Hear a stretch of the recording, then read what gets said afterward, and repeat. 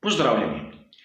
Pred vami je drugi prispevek iz serije o veliki nagradi Rusije 2020, tisti pred kvalifikacijami, kjer si bomo pogledali najprej tehnične novosti in na to, kako naj bi bilo razmerje moči na samih kvalifikacijah.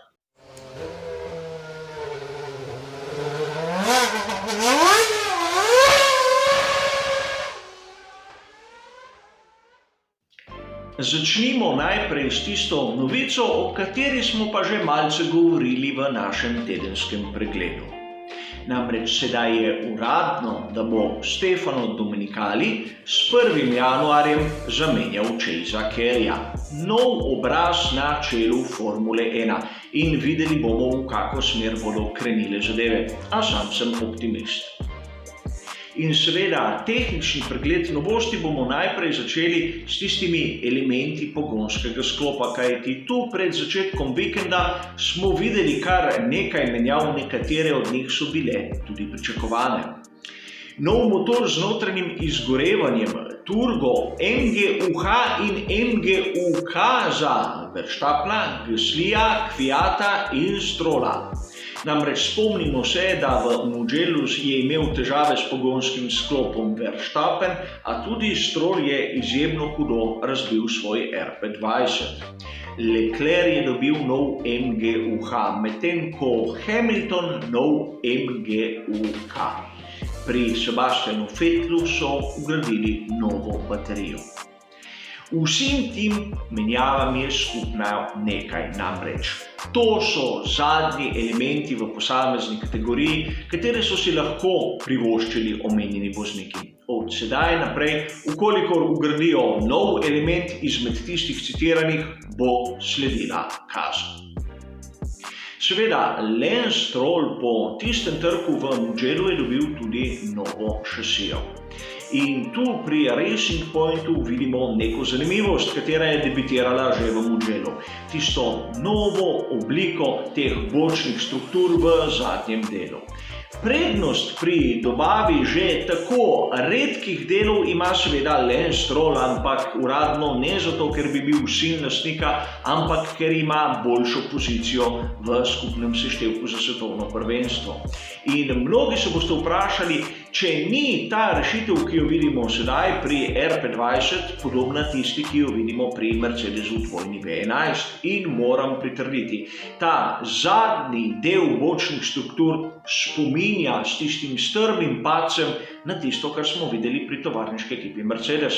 A ne boste začudeni, če vam bom povedal, da smo isto rešitev videli tudi pri Williamsu F2V43. Torej, samo na oko ocenjevati določenega elementa še ne pove, ali je ta uspešen ali ne, ali zadeve delujejo ali ne. Pri McLarenu smo zopet na prostih treningih videli tisto vzporedno testiranje starega koncepta nosnega konusa in novega koncepta nosnega konusa. Seveda, mnogi ste že to videli tudi na tisti veliki nagradi Toskane, a pogostokrat sem zasledil, da ta nosni konus naj bi bil podoben tistemu pri Mercedesu. Še zdaleč ni tako, če se vpraša mene, kajti ta nosni konus je po mojem mnenju bolj podoben tistemu, ki ga vidimo pri tovarniški ekipi Renault. Pri Mercedesu imajo rahlo drugačno rešitev, podobno tisti, kot smo videli seveda pri ekipi Racing Point, katero sem že omenil. A tu se moramo vrniti na tisto, kar smo najbolj čakali od vsega. Namreč pri skuderiji Ferrari so omenili, da bodo tu v Rusiji pokazali kar nekaj tehničnih sprememb. Seveda besedo so držali le delno, pokazali so nekaj novega, a to ni bilo kaj dosti. V glavnem gre za tisto zadnjo bočno ploščo na aerodinamičnem stabilizatorju. Tu bi vas rad odpozoril predvsem na 3 detajle. Prvič na tisto stopničasto odprtino na zgornjem delu, na tiste izbokline na srednjem delu in seveda na reže na spodnjem delu te bočne plošče. In zopet se bomo vrnili k tovarniški ekipi Mercedes, kajti rešitev je, vsaj na oko, na las podobna tisti, ki smo jo videli pri Mercedesu. Zanimivo zadnjo bočno ploščo so pa pokazali pri Alfa Romeo Racing.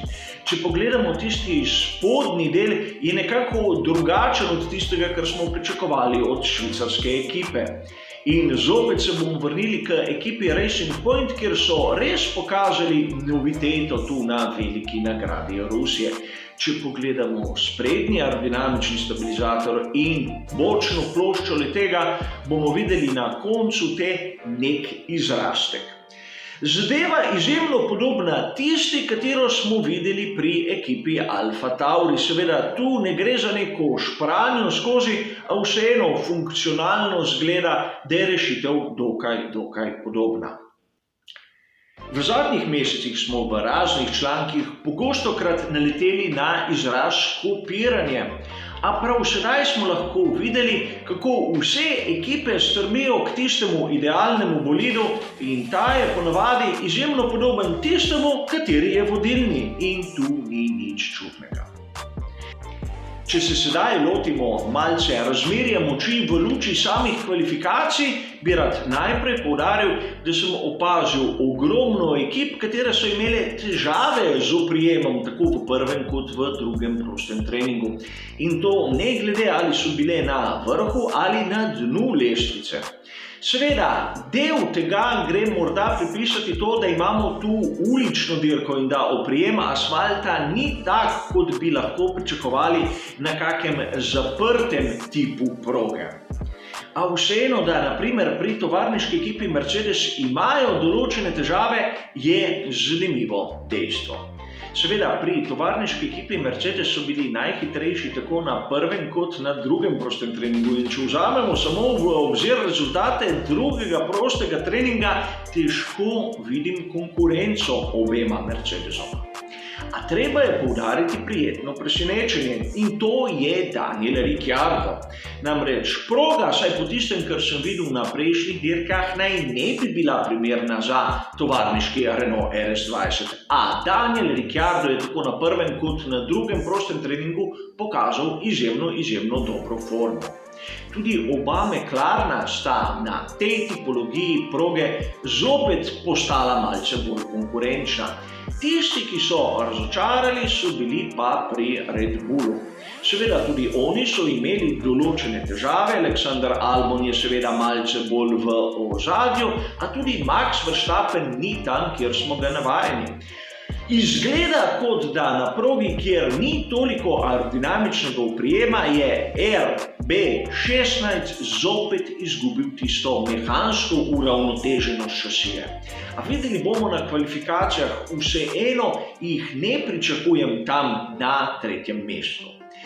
Drugi so bili po pričakovanjih, kajti Racing Point je stalnica v zgornjem delu lestvice. Pri Ferrariju tista zadnja nova bočna plošča seveda ni spremenila situacije. So tam pomoči okrog ekipe Alfa Tauri, če sem lahko malce iskren.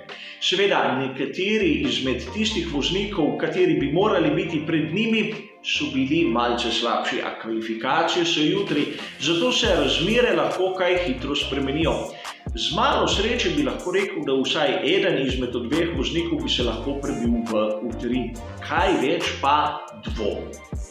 Seveda, tudi na dnu smo videli tisto stalnico s prijetnim presenečenjem. Pri ekipi Williams so malce boljši, a gre zopet za proste treninge. In kot smo že govorili v tistem omenjenem pregledu novic, Williams na dirki ima probleme, med kvalifikacijami niti toliko ne. Zato, če bomo videli dober rezultat Williamsa na kvalifikacijah, dober rezultat pomeni vsaj enega, da se bo prebil v drugi del kvalifikacij, in če tam ne bo zadnji, toliko boljše. No, če se bo to zgodilo, ne smemo biti preveč optimisti za dirko. Sicer na dirki se lahko zgodi vse. Toliko o tem prispevku pred kvalifikacijami. Rad bi vas spomnil, da so kvalifikacije jutri ob 14. Na Facebooku na strani Budgersway začnemo ob 13:45 s prenosom komentarja kvalifikacij v živo. Vabljeni, da se mi pridružite, kjer boste lahko postavljali vaše vprašanja, povedali vaše komentarje in seveda pripomnili karkoli vas bo volja.